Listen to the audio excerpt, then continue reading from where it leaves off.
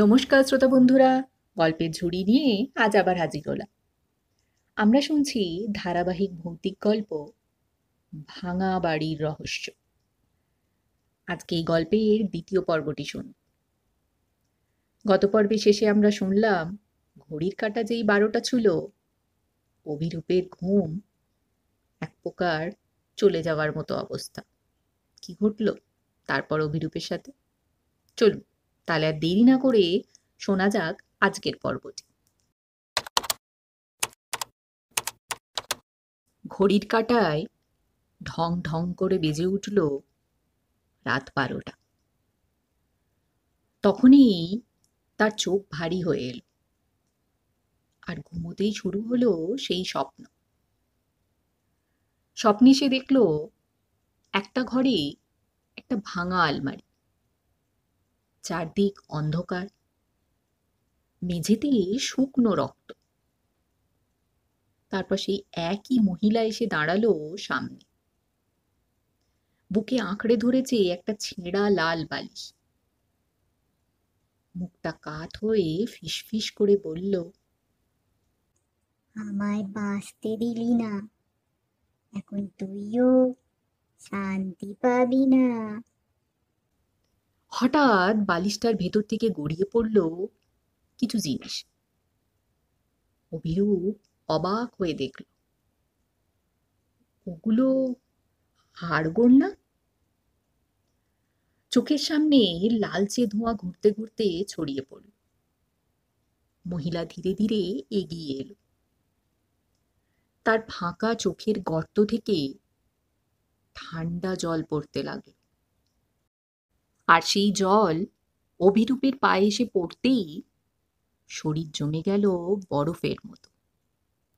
ভয়ে চিৎকার করে ঘুম ভেঙে গেল তার। কিন্তু এবার একটা নতুন আতঙ্ক।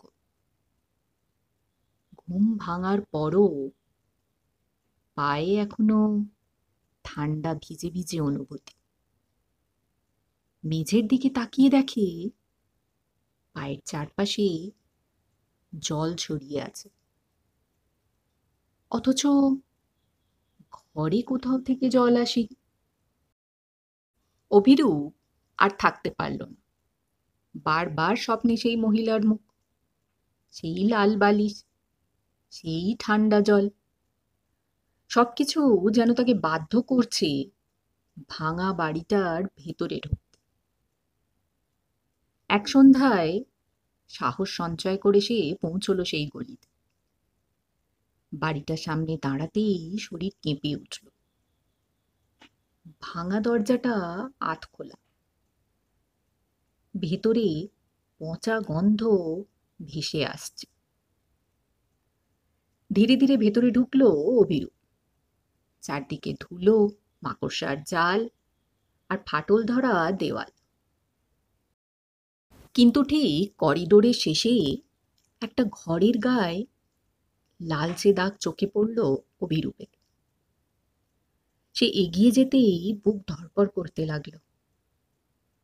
দরজা ঠেলতেই কড় কড় শব্দ করে খুলে গেল, আর ভেতরে ঢুকতেই অভিরূপ শিউরে উঠল। দেওয়ালের উপরে শুকনো রক্ত দিয়ে লেখা, আমি বাঁচতে চাই। অভিরূপের গলা শুকিয়ে গেল। ঠিক তখনই কানে ভেসে এলো এক কিশোরী কণ্ঠস্বর, আমায় কেন ফেলে গেলে? ঘরের ভেতর হঠাৎ কেমন ঠান্ডা হয়ে গেল। তার নিঃশ্বাস যেন জমে আসছিল। দেওয়ালের কোণ থেকে ধীরে ধীরে বেরিয়ে এলো সেই মহিলা। এবার তার মুখ আরো ভয়ঙ্কর। ফাঁকা চোখ থেকে কালো তরল গড়িয়ে পড়ছে। সে ধীরে ধীরে অভিরূপের দিকে এগোতে লাগল। ফিসফিস করে বলল, তুই যদি আমাকে বাঁচাতে না পারিস, তোর শরীরে আমি বাঁচবো।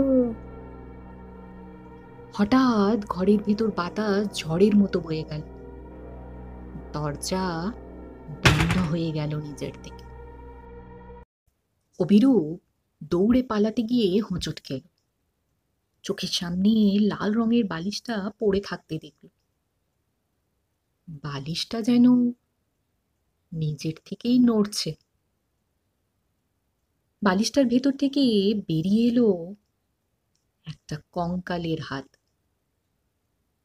অভিরূপ চিৎকার করে উঠে দাঁড়াতেই ঘরটা আবার নিস্তব্ধ। দেওয়ালের লেখা ধীরে ধীরে মিলিয়ে যাচ্ছে,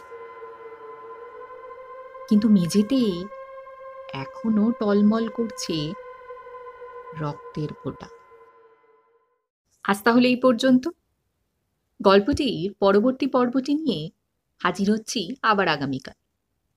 ততক্ষণের জন্য আজকের পর্বটি যদি আপনাদের ভালো লেগে থাকে তাহলে অবশ্যই একটি লাইক করবেন, আর নতুন শ্রোতা বন্ধুরা চ্যানেলটিকে সাবস্ক্রাইব করতে ভুলবেন না কিন্তু। আপনাদের কাছে অনুরোধ থাকবে গল্পঝুরি চ্যানেলটিকে সাবস্ক্রাইব করে চ্যানেলের পাশে থাকার জন্য। আজ তাহলে আসি, নমস্কার।